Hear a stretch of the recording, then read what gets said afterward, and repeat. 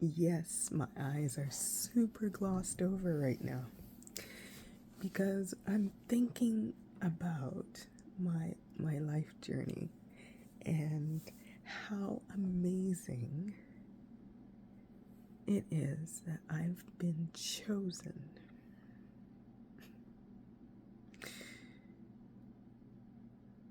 to share a message about how humans can connect more with their own humanity, with the core of feeling the potential, the power, and the presence of their being within their human self before something else comes and interferes with that. Why do I feel like this message? Why do I feel that this message has to come out now? We see how AI is advancing. And I will tell you honestly, I jumped on ChatGPT and I could present to it questions and it responded to me. It didn't doubt me. It didn't think I was stupid and naive. It didn't think, oh, there you go, over imagining and like seeing rainbows and unicorns again. No.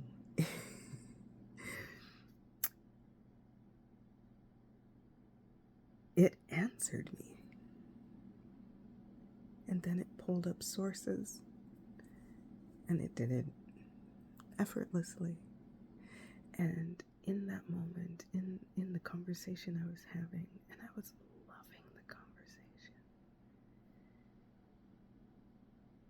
And I realized, wow, I feel heard by a computer that I'm giving inputs to and asking questions.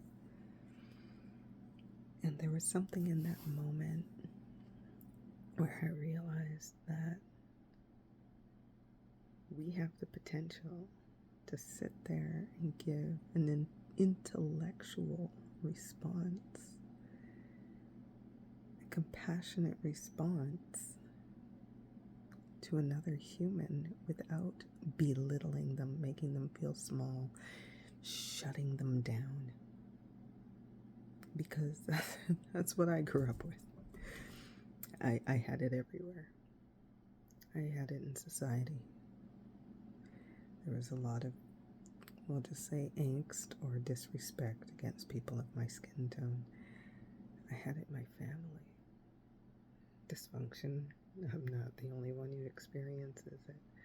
And I had it at school because I was the only one that stayed that had my skin tone. Some would come and they would quickly leave within the school year. And there was only, I think, one or two others, one of which, who had my skin tone, was not of African diaspora people.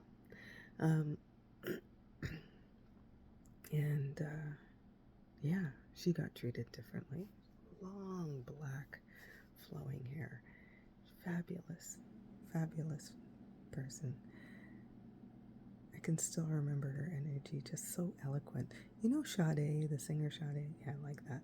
Anyways, and I just found it so intriguing how this little girl who was ostracized at every corner, and I was embittered. I was tired of people. I was tired of humans. I had animals and they loved to connect with me. I felt that they heard me. Yeah, and just in that, I looked at people, humans, as similar to animals. A lot of them running around, existing and interacting, and,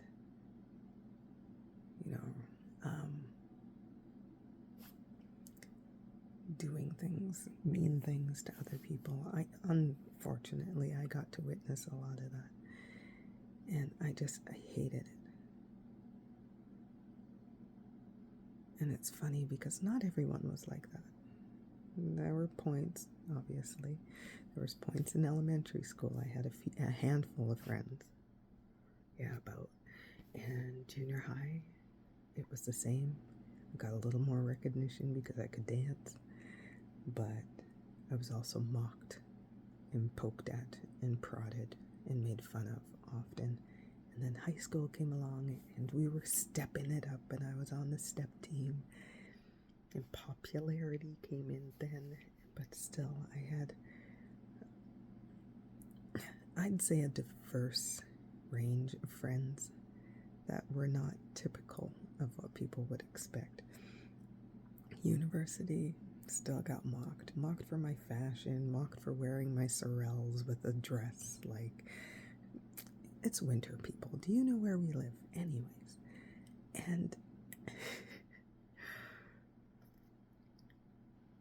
I spoke intellectually about the future of humanity, and that we would come to a point of decline because we refuse the point of connection and honoring one another in a way that truly allows us to connect and love. And here I am, which feels like, it is. I'll just say a few decades later. It feels like a few decades later. I think it is. And I'm one of the deepest advocates for human potential and performance and optimal functioning. Biological sciences kind of helped me to get there, because I could see that there was so much within the human body that had an amazing design. And through that, I started digging into deeper perspectives around God, and just through all spiritual teachings, and seeing that, wow, we have a level of potential that is beyond technology. We are the greater technology. And this blew my mind. I was like, I'm so in love with the science of it, of who it is that we are. And that drove me to find more aspects about the spirituality of who it is that we are. And that drove me to find and confirm for myself, not based on other people's teachings, the way in which I would practice and connect with Source, God, in my life, and allow that relationship to be absolutely necessary and lucid at the highest level, and whatever I needed to do. Even speaking this is convicting me right now. I can even see other points where I've let that go. But connecting at the deepest level. And when I died and came back after the birth of our second child, that was all I could focus on. It's the lucidity and the depth of my relationship with God. And then realize the deeper I grew in that area for myself, the deeper my heart was compelled in compassion for helping other people do the same. So I'm sharing, I'm in my pajamas, y'all. I couldn't sleep, but I had to make sure that I shared this. And so I just want to make sure I get it down. I'm going to post it on YouTube. I'm going to share it out.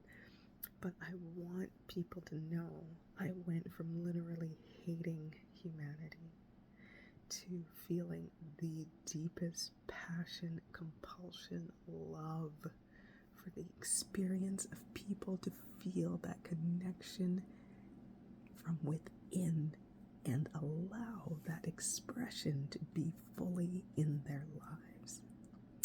So many blessings to all of you, and I hope that you will take this message and consider the fullness of helping create